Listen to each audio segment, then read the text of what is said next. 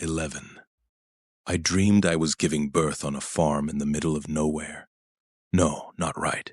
I dreamed I was giving many births, all the labor of my life at once. A doctor and a husband and a midwife stood over me. They shouted, "Push!" I was terrified and calm and euphoric and regretful. The baby wouldn't budge. The baby slipped right out. I felt the earth-shattering horror of the first time.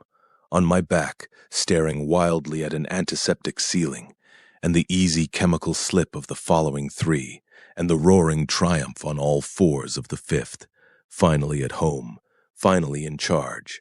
And then dozens of babies were pouring out of me, one after another, after another, after another, crying and gasping on a dirty hardwood floor, bloodstains on my thighs, years of them, caked in sedimental layers on my skin.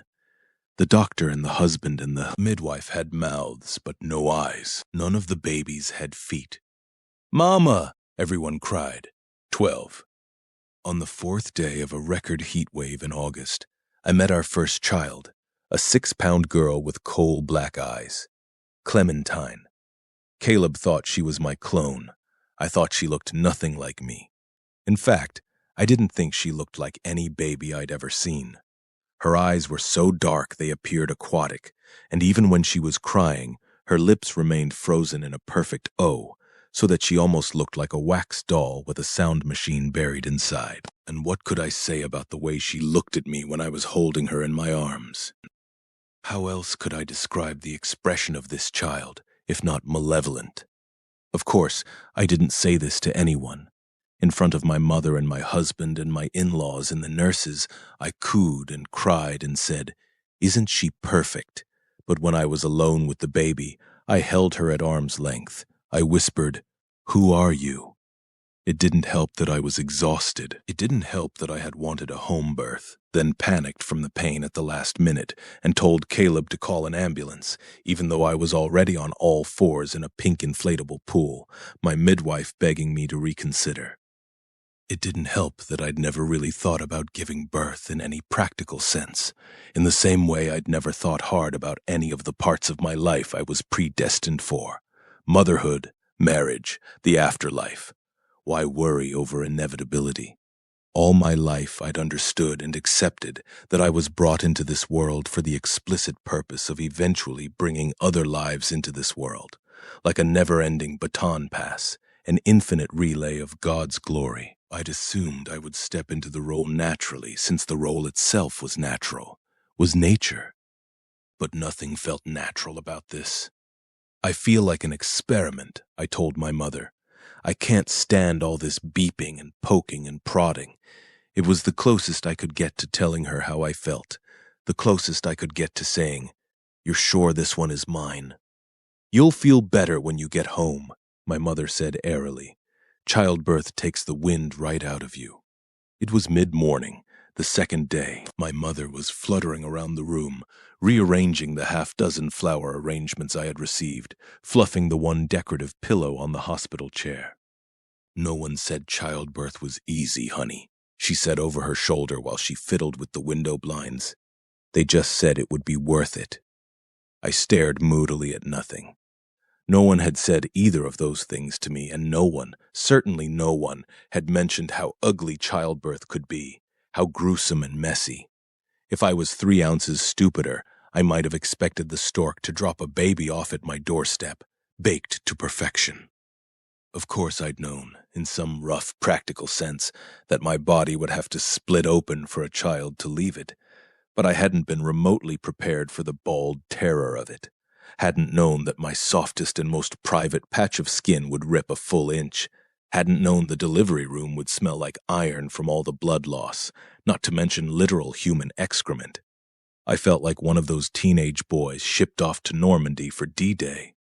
From my position in the hospital bed, I kept staring wildly around with bright, unseeing eyes, one half of my brain certain someone was going to swoop in and save me, heal me, wake me up from this terrible dream, and the other half certain I was already dead.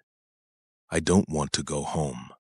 I hadn't meant to say it aloud, but there it was, my true thoughts, floating in the air-conditioned space between us, My mother stopped fiddling with the blinds. Her eyes flashed to me, suddenly watchful. "Is it Caleb?" The nurse in the corner was suddenly very busy with her clipboard. The only warning my mother had given me for this period of my life had been that Caleb might not find me attractive after the baby was born. "It's only natural," she added. "It'll pass." This was the latest iteration of a piece of advice she'd given to my sister and me for years. Men are like babies. Their needs are not negotiable. "It has nothing to do with Caleb," I said. "It's just, the thing is, I think there's been a mistake." My mother cocked her head. When she spoke again, her voice was artificially bright. "What kind of mistake?" The nurse set her clipboard down. "The baby doesn't look like me, Mama." "Do you honestly think she looks like me? And the way she watches me?" I would never say it aloud. The word I wanted to use to describe the feeling I got around my baby. Evil. It wasn't a term we bandied around in my family, but I felt it clearly when I was with her. A deep, dark sensation, like all the joy had been sucked from the world. My mother was staring at me now. "Stop looking at me like that," I snapped. "I'm perfectly aware of how disgusting I am." I'd gained 26 pounds throughout my pregnancy. 10 of them were now outside me. Those 16 lingering pounds felt like a second suit of skin, itchy and ill-fitting.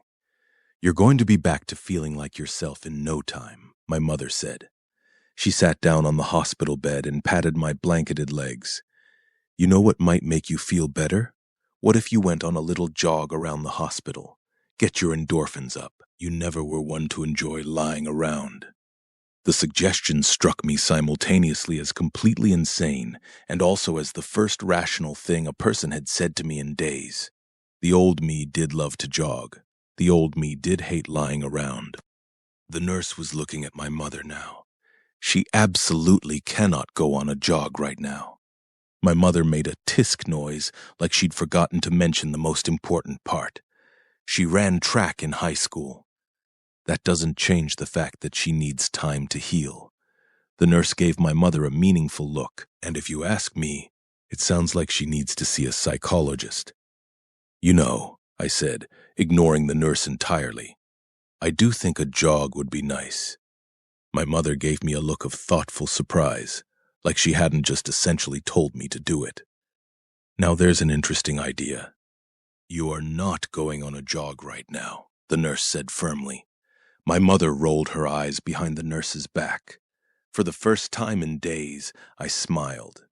It took 10 minutes to wait for the next nursing shift change to take advantage of the commotion and sneak down the hallway wearing nothing but a hospital gown and my mother's sneakers. It took another 15 minutes to walk around the perimeter of the emergency room parking lot. By the time I closed the loop at the hospital entrance, it felt like I was experiencing the early stages of organ failure. My heart was thwapping wildly in my chest, my appendix screaming its threats to rupture, and with each step forward, I could feel, literally feel, the precious stretch of skin down there as it ripped open again. The doctor's stitches no match for my mother's voice in my head. "That a girl, Natalie. Get those endorphins up, up, up." Blood ran in slick rivers down my thighs. I collapsed into a nurse while I was walking back through the hospital entrance. The nurse half carried me back to my room, helping me fall into my mother's arms. "What's all this about?" my mother said lovingly while I cried into her lap. Like I was a family dog coming home from some neighborhood walkabout with a coat full of burrs. "I can't do it, Mama," I sobbed. "I can't do this."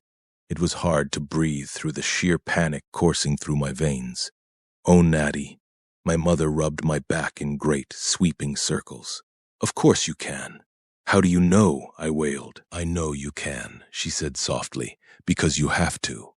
She kept rubbing my back, whistling a cheery hymn about his love and glory, while I shuddered and sobbed in her lap. When that song was over, she sang another. She moved through a whole church service's worth of music, while my body slowly went still. Right as I was about to drift into unsettled sleep, Clementine began to cry. My mother leaned over and whispered into my ear, "Get up." 13. Get up, Natalie, my mother whispers into my ear. Come on now, it's time to wake up. I can't do it, Mama. I can't do this. Of course you can. How do you know? I know you can because you have to. Now get up. Get up, Natalie. Natalie, get up. I startle awake. Clementine is sitting at the foot of the bed, looking at me. No, not Clementine. Mary, frowning at me with interest. Between her tightly pulled braids and her navy buttoned dress, she looks in every way like the sternest candy striper on the planet. It's time to get up, she says again. No. The word shapes itself like a sob. Yes, she says firmly. You've been in bed for long enough. Your fever has broken, and it'll be good for you to move around. The more I blink awake, the more aware I am of my leg. My God, it hurts. I close my eyes, desperate to fall asleep and wake up somewhere else. Come on, she shakes my good leg, and I moan pitifully. You have to get up. I can't keep neglecting all the other work I need to do in order to tend to your violent moods. I open my eyes and look at her incredulously. Is that what you would call what happened to me? A violent mood? She rolls her eyes, smooths the wrinkles off her lap, and stands up. You people are criminals, I hiss wildly. You'll rot in jail for what you've done to me.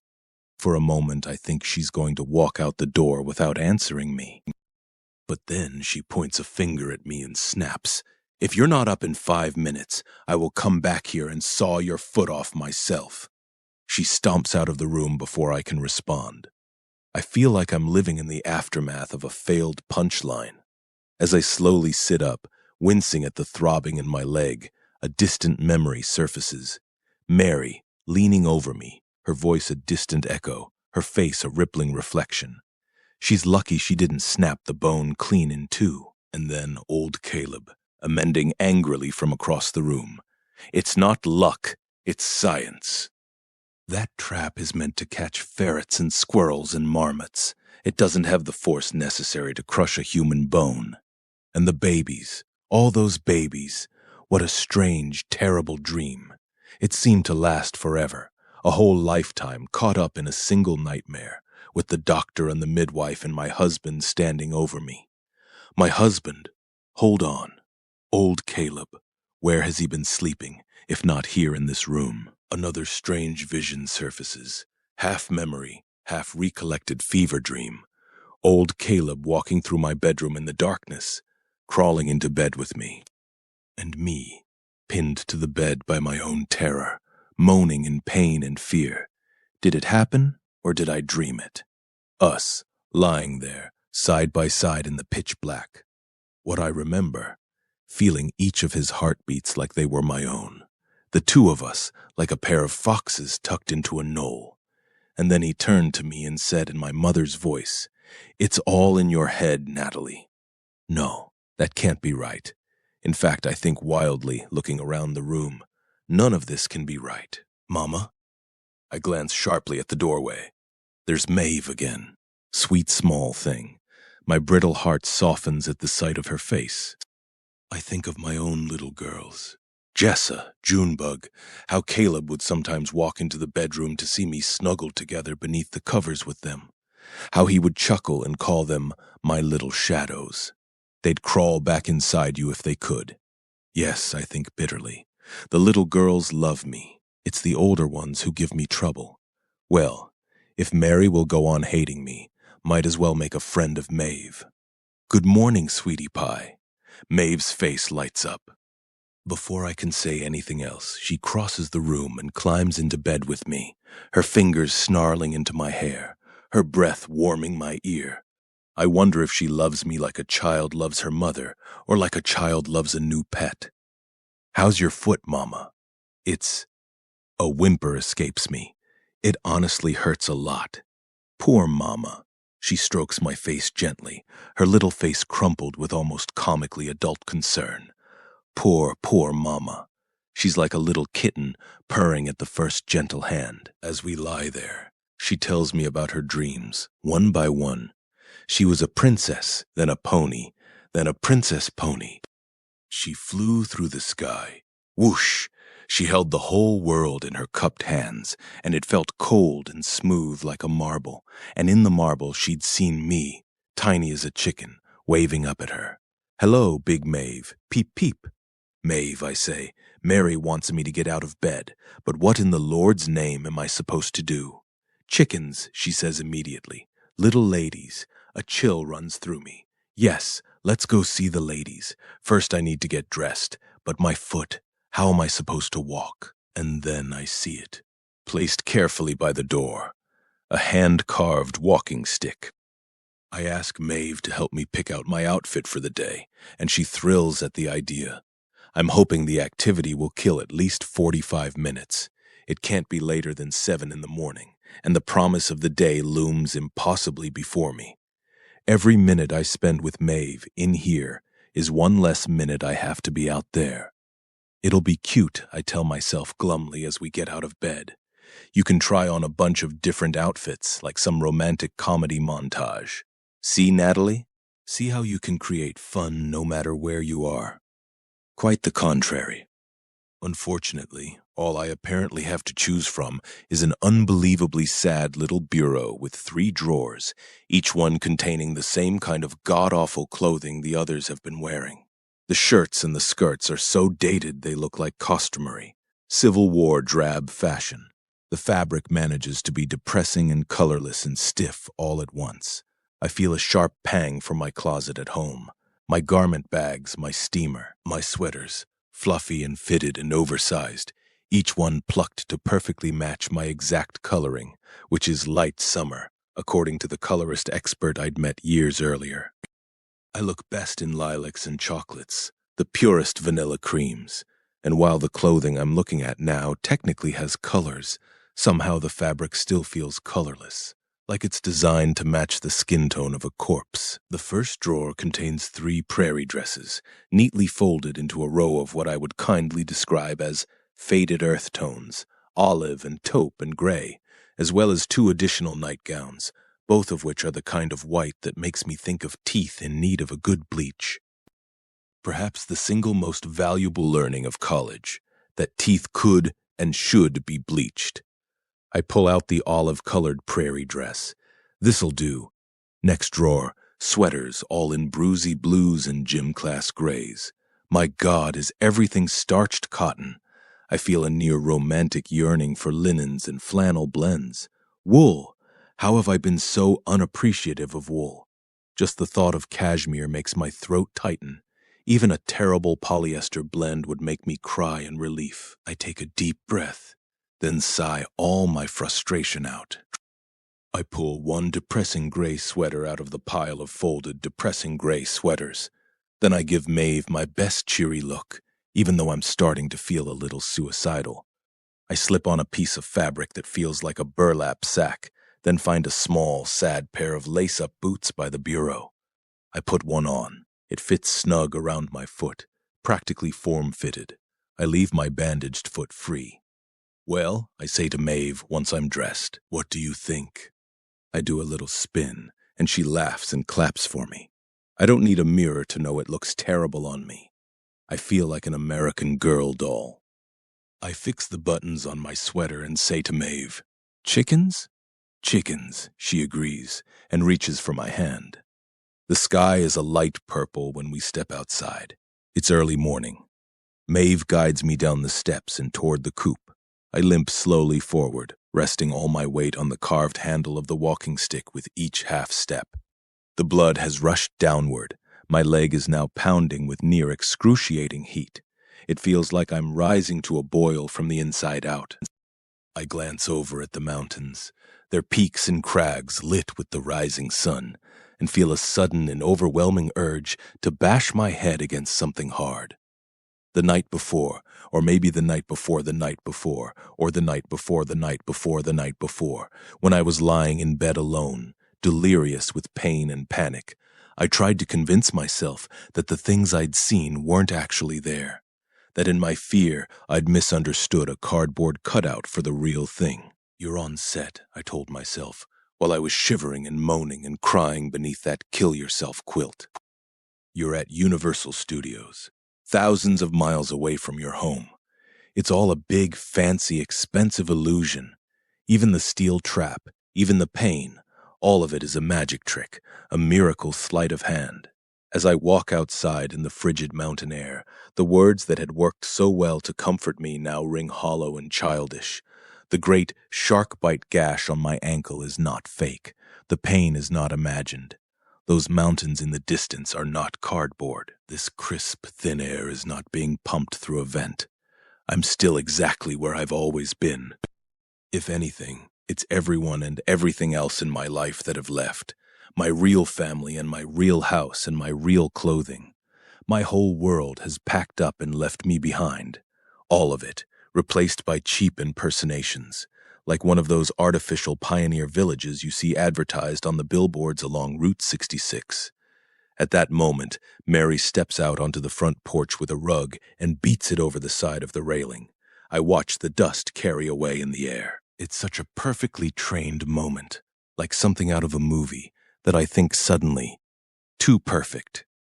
A second later, Maeve is tugging me along, chattering her good morning to the rising sun and the falling moon and the big purple sky, when I trip on something with my good foot and cry out.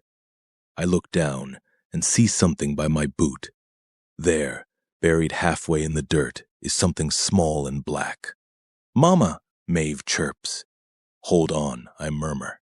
I drop to a one-legged crouch and pick gently at the nub until I'm able to pull it out of the packed earth. It rolls lightly across my palm, leaving a trail of dust, coming to rest at the center of my love and lifelines. It's plastic. It looks like a broken piece of lapel microphone, the kind you clip to a shirt collar or tuck away by a windowsill. I've used them thousands of times before. I scrutinize the little black nub. I haven't been taken away to some faraway film set, but perhaps the film set has come to me. "Mama," Maeve says, more impatiently now. "I'm coming." I glance quickly at the house, and then over my shoulder at the fields. I tuck the nub into my skirt pocket and stand up. 14. The day of my discharge, I sat in a wheelchair at the hospital entrance, my child squirming angrily in my arms, my mother's hands resting firmly on my shoulders, while we waited for my husband to navigate the parking lot pay machine. I swallowed the urge to let the baby roll off my lap, to raise the swaddled blanket over my head and chuck her as far as I could manage. "Beautiful day," my mother said. "It is," I replied.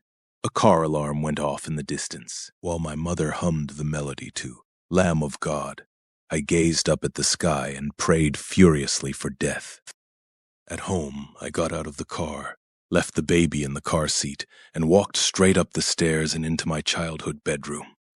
At some indeterminate point between the moment I told my mother I didn't think the child was mine and the moment I was discharged, it had been decided that we would be staying at her house for the indefinite future.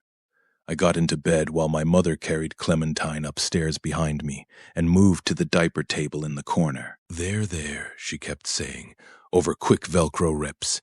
"That's a good girl." To whom, I wasn't sure.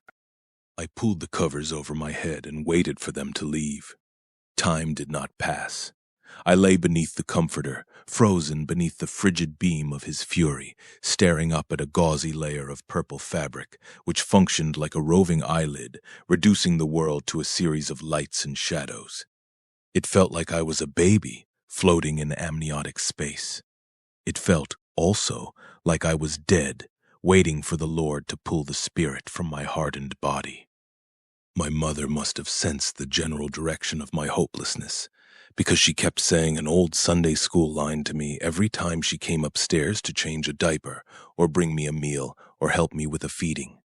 "Doubt your doubts before you doubt your faith, sweetheart." I didn't reply. Sleep, breastfeed, breastfeed, sleep, sleep, sleep, sleep, breastfeed, cry, breastfeed, sleep, kill yourself, no, sorry, sleep. At one point, my sister came to visit me. Abigail was a mother of 2 now. She had given birth a few months after my wedding, then immediately gotten pregnant again, and now had a 1-month-old in addition to her 14-month-old. 2 boys, Brandon and Brady. She thought the matching B names were cute. Privately, my mother had concerns about this strategy. If, God willing, Abigail had a family of 5 or 6 or 7, would she really have all the names start with B? Wouldn't we all grow tired of the sound? As Abigail perched at the foot of my bed, I tensed myself, waiting for some version of my mother's speech. Doubt your doubts, etc. When Abigail finally spoke, though, her voice was so quiet that it nearly blended into the whizzing drone of the rotating fan. It's awful, isn't it? I said nothing, didn't even let myself exhale, for how surely a yes would slip out with my breath. Not the babies. The babies are perfect. She let out a quick, ragged gasp. I'm just so tired. And Bryce, another pause. He always wants to have sex, and I'm just, and the boys are so. I closed my eyes. Where were the boys anyways? Downstairs, probably, with my mother, the only woman in this house who seemed actually interested in taking care of these children. I think I might be pregnant again. Can you imagine? 3 babies in 3 years. I can't believe it. I never thought it would happen this fast. There was a stirring in my heart, a deep agitation. My sister and I didn't talk like this. We never had. Our relationship had always felt a bit like the relationship between a queen and a pawn on the chessboard. We danced around each other, sometimes as allies, sometimes as rivals, but never once, in any sense, as equals. The idea that we might finally have found ourselves on equal footing in this moment, as complete and utter failures of motherhood, was not a recognition I was equipped to handle. I've been thinking about it, she whispered. Getting birth control. Bryce doesn't believe in it, but I heard you can just go to the doctor and get it. Without them knowing, I mean. This was my breaking point. I sat up, startling her, and hissed, Birth control? Lying to your husband? These are sins, Abigail. But I'm sorry you're having a hard time, but it's not fair for you to project your issues onto my life. For a moment it looked inevitable that Abigail, crybaby of the family, would collapse into sobs, but she didn't. Instead, her eyes, liquid soft, seemed to harden and dry. Of course not. I just wanted you to know, if you're having a hard time. I'm not having a hard time. I'm just tired, and I like to sleep when the baby sleeps, which is why I was trying to take a nap before she woke up. I lay back down in bed, pulling the covers high around my head. At that moment, there was a gurgling peal from downstairs. Undeniably Clementine. I'll let you sleep then, my sister said, before she wakes up. But she sat there anyway for a long time, motionless at the foot of my bed, her hand on my feet, before finally she whispered something about getting home to make dinner, and then I was alone again. The next time I saw Caleb, he said, Your mom mentioned you might need a little pick-me-up. We'd been home from the hospital for 10 days. I'd showered once. My young, jovial husband was sitting at the foot of my bed for the first time in days, a handful of presents in his lap. He handed me the first one, a small box. I opened it to find a small silver flip phone. That way I can call you wherever you are. I looked at him, but I don't go anywhere. That brings me to gift number 2. I opened the bigger box.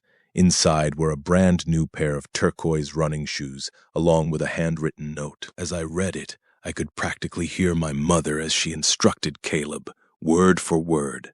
A new pair of baby blues to run the other kind away.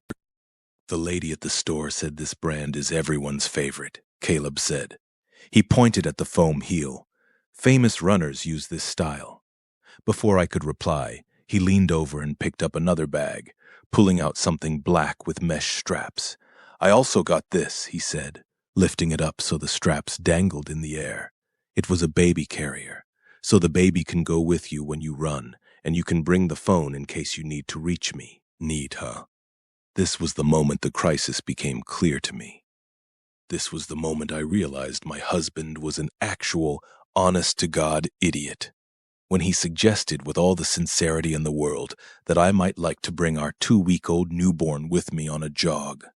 I imagined Clementine's tiny brain bouncing around like a bruised fruit in her Play-Doh skull while I stumbled through an asthma attack on some nearby sidewalk, phone to my ear, waiting for someone at home to pick up. On one of our early dates, Caleb had said he wasn't book smart. But that wasn't the full truth, was it? The full truth was that he wasn't anything smart. He was a nice, dumb, rich kid. And what did that make me? A fool. An embarrassment of a woman. At the most important moment in my life, I'd made a critical error of judgment. I'd mistaken a man's wealth for his intellect. I'd assumed that Caleb's presence at Harvard justified some sort of success of critical thinking skills, but I hadn't considered until now that he'd gotten in on the worth of his last name alone. The realization filled my mouth with a bright, acidic flavor, like I'd swallowed some sort of lemon-scented disinfectant. I blinked rapidly, my eyes stinging. A girl like Rena never would have made a mistake like this. My husband was an idiot. Worse, there was absolutely nothing to be done about it. In the world that I came from, divorce was a German word that translated loosely to a lifetime of destitution and misery, followed by an eternity in hell. You didn't leave your husband if he slapped you in the face, or had an affair, or set you up on a weekly allowance so sparse that you snapped at your children when they spilled a glass of milk, and you certainly didn't leave your husband if he was just some dumb rich guy. The disappointment was so big that I had trouble seeing it with any clarity. I felt myself stepping back, and then back again, in an effort to see the picture more fully. The coffee date, the fancy Italian dinner, the engagement party, the wedding, all our sunny afternoons sitting on patios in Paris, smiling mildly at nothing. What did we talk about? I couldn't remember a single substantial conversation. There it was. I couldn't avoid it now, the dawning, prickly sense that I knew my husband as well as I knew the elderly cashier who bagged groceries in my hometown. I was feeling a bit woozy now. Suddenly, I was overwhelmed by the realization that this man was nowhere near as handsome as I had been telling myself he was. Maybe it was the nausea, but no, his eyes were closer together than I thought they were, and the tip of his nose, had it always been so bulbous? And what about the acne on his chin? Did my husband have a pizza face on the day of our wedding? Caleb registered the force of my attention. Is everything okay, Natty? At the sound of my own name, my self-awareness snapped back into place. I shook off the misery with the shivering force of a wet dog. Tell me, I said. How do you know me so well? He grinned. He kissed me. He helped me out of bed so I could lace up the straps. I was just over 2 weeks postpartum. I couldn't run or even jog without ripping my stitches and unleashing a rush of clotted blood. But I could walk. Boy, could I walk. And so I began a daily ritual of walking for hours through my neighborhood in the late afternoon. In the beginning, I left the cell phone and the baby carrier and the baby at home, and before long it was my favorite part of the day. I liked watching the steady stream of cars rolling down the road, peeling off one by one into various driveways. I watched the husbands get out of pickup trucks and SUVs and small, sleek sedans. I glanced into kitchen windows to see wives in purple and blue and pink aprons pulling roast chickens out of the oven, setting the trays down and calling over their shoulders for their children to come down for dinner. The kitchens gleamed. The lawns were lush and vibrant. This was the world that the girls in college had found so revolting. These were the driveways they prayed their cars would never pull into. And yet it was unmistakable. These wives and husbands and children were visibly happier than anyone I'd gone to school with. The families were assembly line functional. The marriages were superglue tight. The epiphany arrived slowly for me. With each house I passed, each husband hopping out of the car with a spring in his step, each wife joyfully pulling a tray out of the oven, the realization became clearer and clearer, until I had completed the neighborhood loop and was standing back in front of my mother's house, right where I started. Inside, my mother was holding Clementine at the kitchen island. "I'll take her," I said. She carefully transferred the swaddle of pink into my arms, blinking away tears as she stepped back and watched me become a mother. My daughter looked up with cold, unimpressed eyes. Caleb was right. She did look just like me. I held her gaze, trying to communicate silently. We've gotten off to a rocky start, haven't we? Let me reintroduce myself. I'm Natalie. I'm your mother, and I'm going to be in charge from here on out. You don't have to pretend to like me, but I'm going to pretend to like you. I will fake the emotions until I genuinely feel them. That's a promise, okay? She blinked twice, then snuffled her grudging approval. I lifted her head to my lips, kissed her tissue-soft forehead. I think I'll take her on my walk tomorrow, I said. I think that would be very nice, my mother said gently. Then I walked into the living room, where Caleb was watching football. Caleb, I said, positioning myself between my husband and his sight of the game. When his gaze moved slowly to me, I said brightly, "When are you going to get a job?" 15. As I limped slowly toward the chicken coop, Maeve's small, warm hand in mine, I can just barely feel the small little nub bouncing softly in the skirt pocket against my thigh. On the outside, I hope, I look calm. On the inside, I'm screaming. Maeve lets go of my hand and opens the wire entry to the coop, then runs over to the chickens, who balk at her in greeting. "Hello, ladies," she says grandly. She turns around and looks at me with that little girl expression I know so well, the look a child gives her mother when she wants approval. I weakly echo the same statement to the coop. "Hello, ladies." I really think I might throw up. Maeve pets each chicken on the head as she passes. She has a name for each one of them, Teacup and Little Loaf and Mrs. Princess Sweater. Before I know it, she's sitting cross-legged among the ladies, chatting happily to each of them like she's at a tea party, the task of collecting their eggs forgotten for the time being. I stand by the entrance, my hand in my pocket, the pebble held tightly in my fist, small and hard like a bullet. Someone is watching me. I know it. In fact, I don't just know it. I feel it, too, deep in my gut. Every move I make is being logged somewhere, every action recorded, every word transcribed. There's an artifice to this world, a subtle glimmer of surreality at the edges. It feels less like real life and more like an idea of real life, less like reality and more like a show. A show. A reality show? I play back the last 2 days as if it were a pilot episode in reverse. The microphone, the clothing, the steel trap, the soap molds, the slap. "Be extra nice to Mama today," Maeve says sternly to the bobbing idiot chicken heads like a little schoolteacher. She has a big boo-boo. She isn't feeling good. "What are you guys doing out there?" Mary is standing on the porch, calling over to us. "Hurry up already." "Coming," Maeve calls in response, then stands up, wiping the dust from her dress. What kind of reality show would allow a man to slap a woman? What kind of people would stand idly by while she stepped into a steel trap and nearly chopped off her own foot? None, I tell myself, while Maeve drops eggs one at a time into my basket, the little black nub hot in my fist. Then I pause and consider it.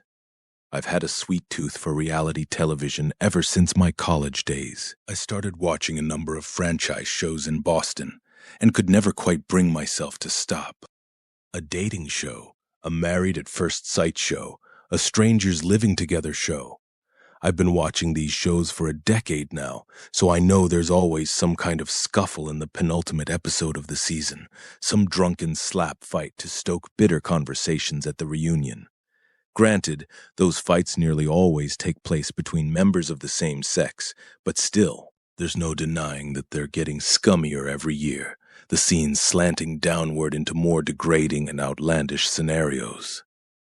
At the outset, back in the days when I was sitting alone in the dorm rec room, the only person still in the building on a Friday night at 10, the reality dating shows were filled with cheerily idiotic women able to convince themselves to some degree of logic that the experience would be an enjoyable milestone in their lives.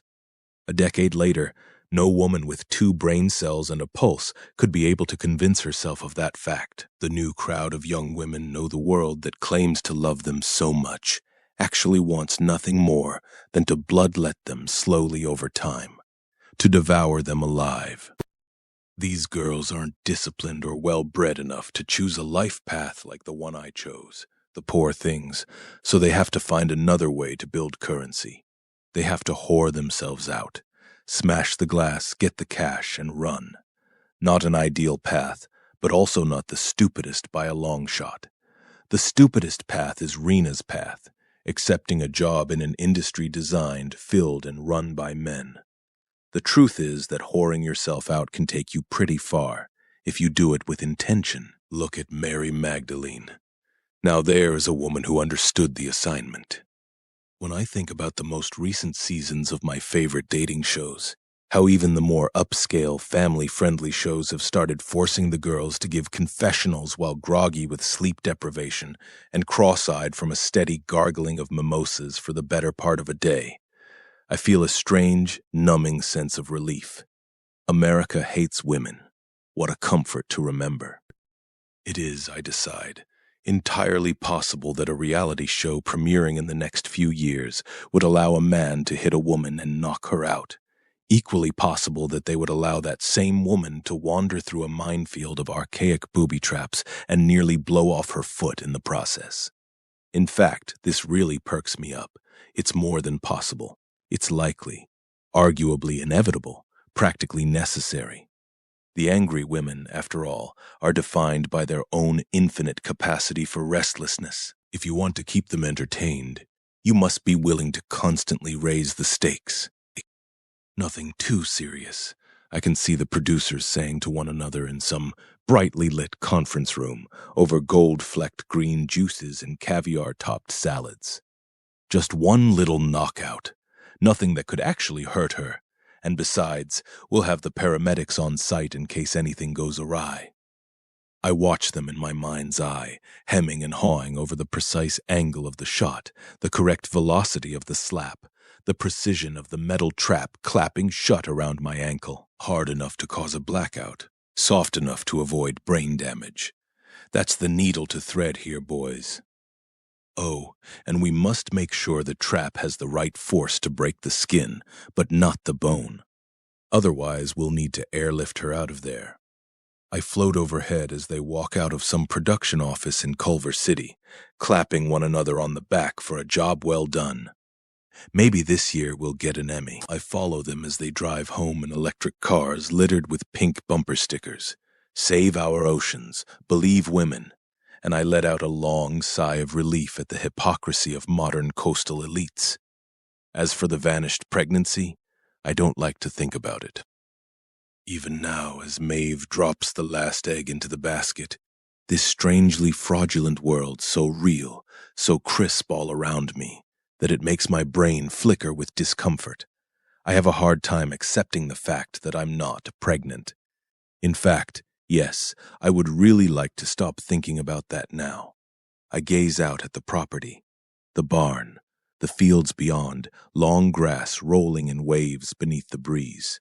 You fuckers, you masochists, you wolves in sheep's clothing. Where are you? This reality show blows, I say aloud, as Maeve tugs me back to the house. The wind whistles in reply. 16. At first, Caleb argued that he didn't need a job. We have money, he said. What's the rush? He would go to graduate school in a year, he said, or the year after that. Or we could travel. Let's take the baby to Rome.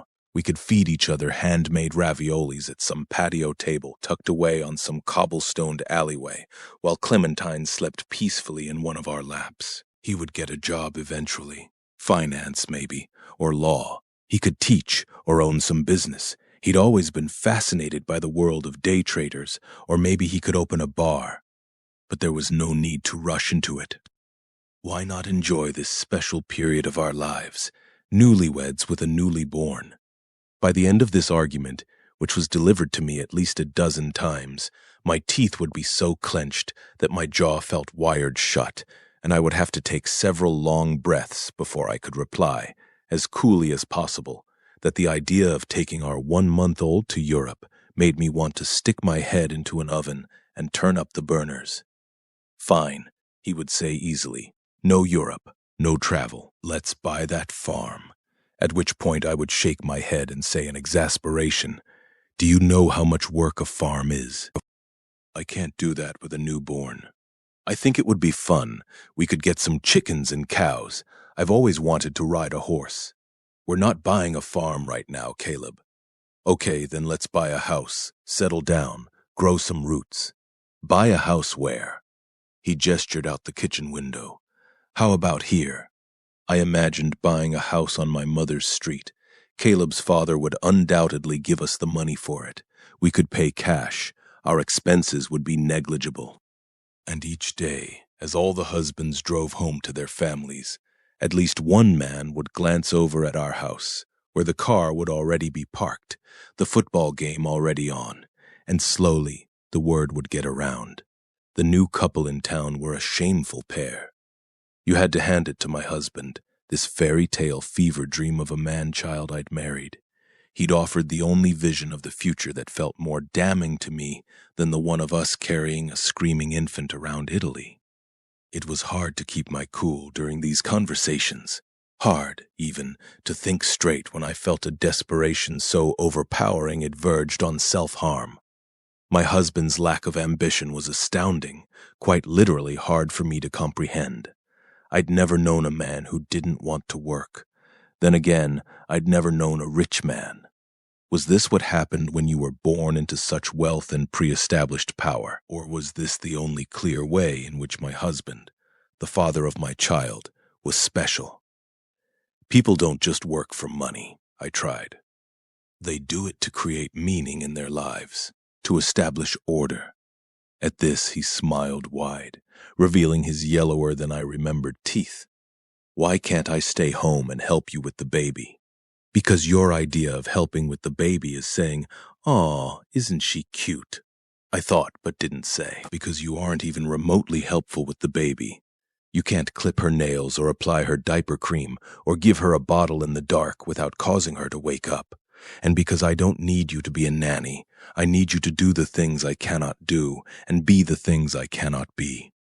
I need you to get a job, dear husband. I need you to be a man. Because it's not healthy to do nothing, I screeched instead. These conversations always ended in some relatively agreeable place, where Caleb would promise to look around online for something that might fit. And then 5 days would pass, and I would ask him how it was going, and he would give me a blankly shameful look, the look of a dog who'd briefly forgotten they weren't meant to piss inside. And then I would have to walk into the bathroom, shut the door, lock it, turn on the shower and the bathroom faucet, and scream into one of my mother's lovingly embroidered hand towels. God bless this house. And then one afternoon, Caleb came home with the weekly grocery haul and a new yoga mat. For exercise, he said, when my mother asked nervously what he planned to do with it. Ah, she said. Of course.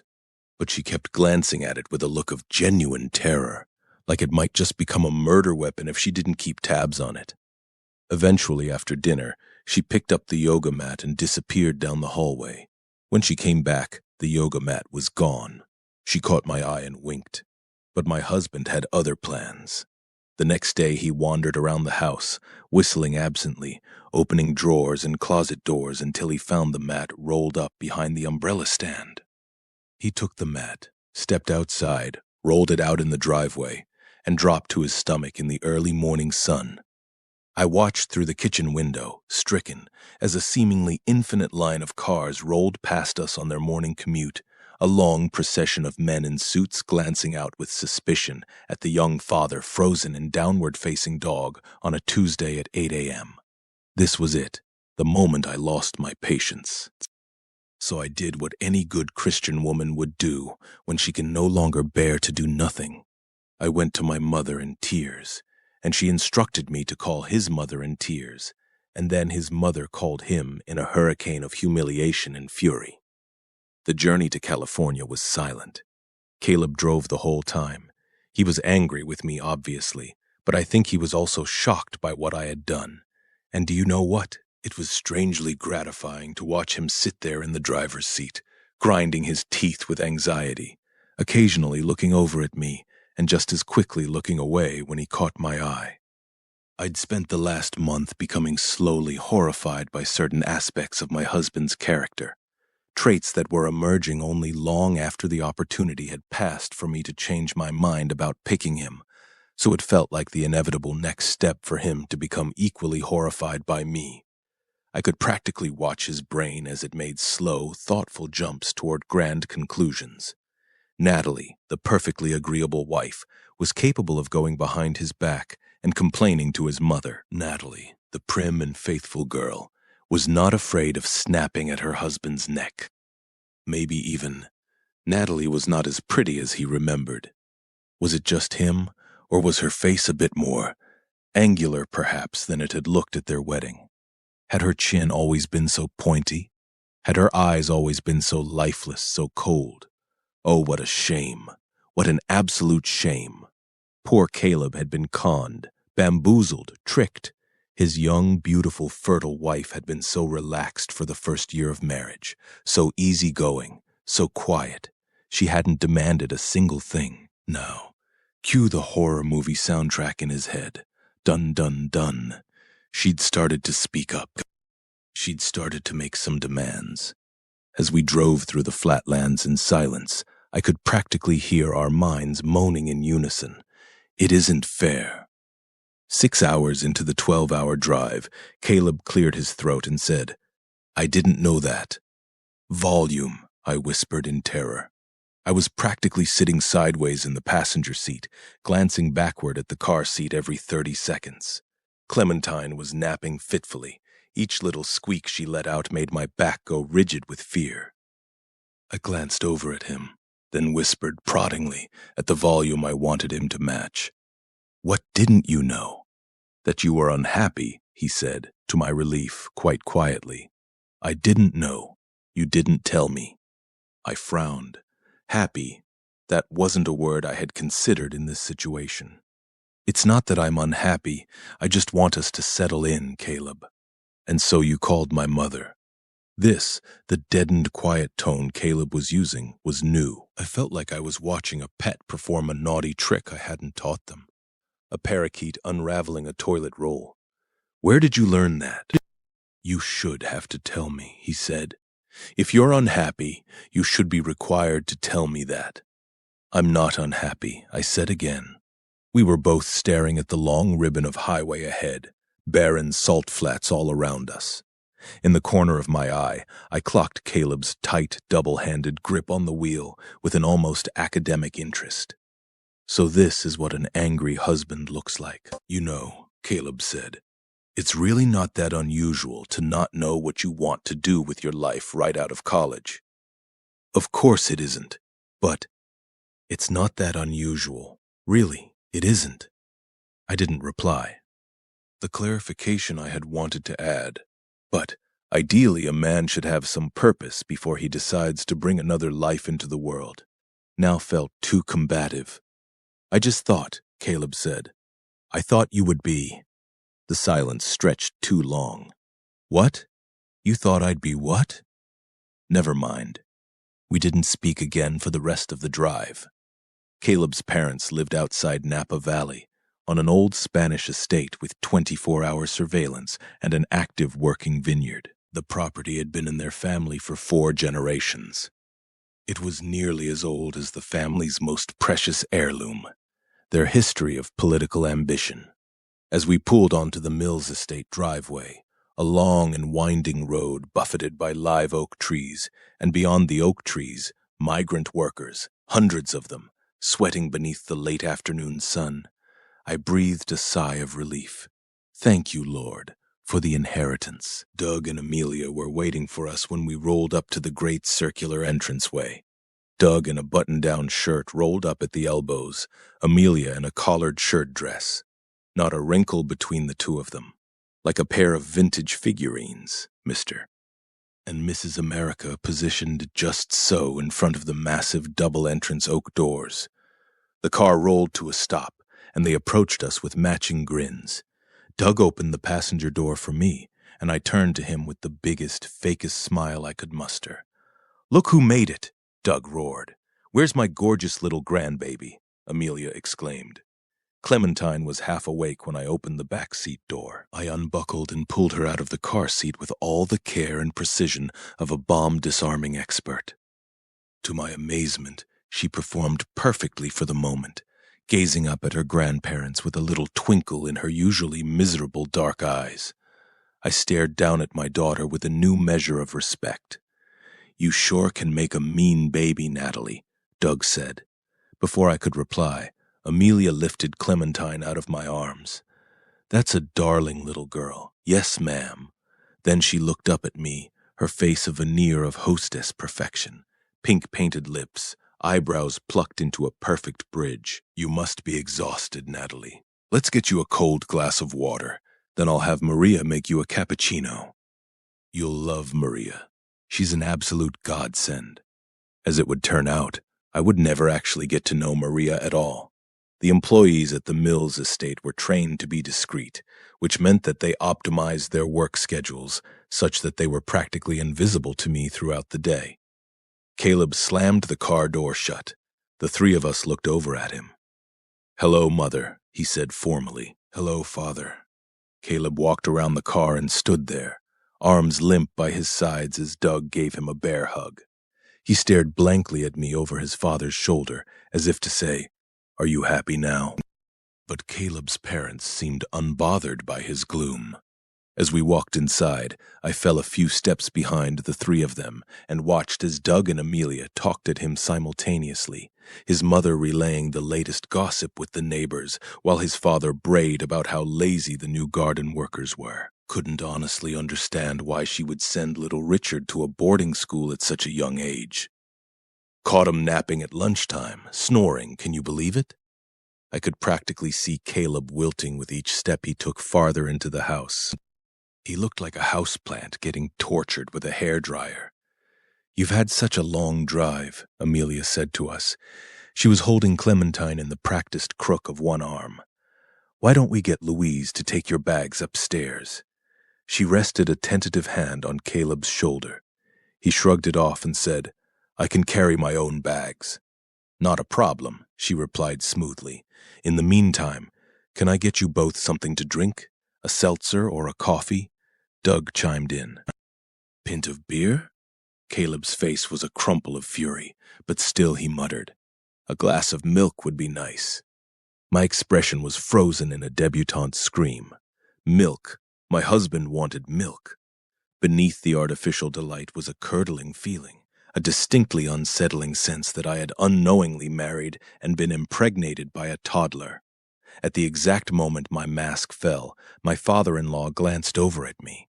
His gaze was every bit as curious as his son's was hostile. I could practically hear what he was thinking. Why did you marry my son? How to answer that question? Natalie's like a border collie, my mother used to say to the other women at church. She needs a project, otherwise she starts chewing the cabinet corners. Are you saying my son is a project? I imagined Doug saying.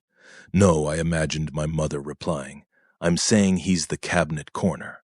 The Mills estate was large and sparse and cold. The hallways were so wide they felt academic in nature, a far cry from the corridors, which snaked alongside the hallways, no wider than 3 feet, to be used exclusively by Maria and Louise and all the other godsends who worked at the estate. Each room was painted in earth tones and contained about 3 fewer pieces of furniture than the space called for. Amelia claimed that clutter gave her anxiety. She also claimed that too much company at once, another form of clutter, I supposed, gave her anxiety, which meant we would only ever see Caleb's brothers and their families at holidays for a few days at a time, and even then, nearly everyone but us would retire in the evenings to one of the nearby 4-star hotels, though there were more than enough rooms to house everyone at the estate. Another left turn in my marriage. I'd thought I was marrying into a big, boisterous American family, but I would never actually get to know Caleb's brothers, nor their wives or children, and they would never take an interest in me. Years into our marriage, I would learn accidentally over a New Year's celebration that the 4 other families went on vacations together, And this was when I realized that the strangely pungent anxiety radiating from the Mills family was not a universal stink, but rather one that was exclusively associated with Caleb and his mother. After that, on the rare occasion all the families were together, I would watch how the 4 older brothers instinctually grouped themselves away from Caleb, showing their backs to him like puppies crowding out a sick runt, and I would wonder if this animal dynamic had happened the night of my engagement party. Then, like a 1-2 punch, I would remember a strange, small detail of our wedding. Caleb hadn't had a best man.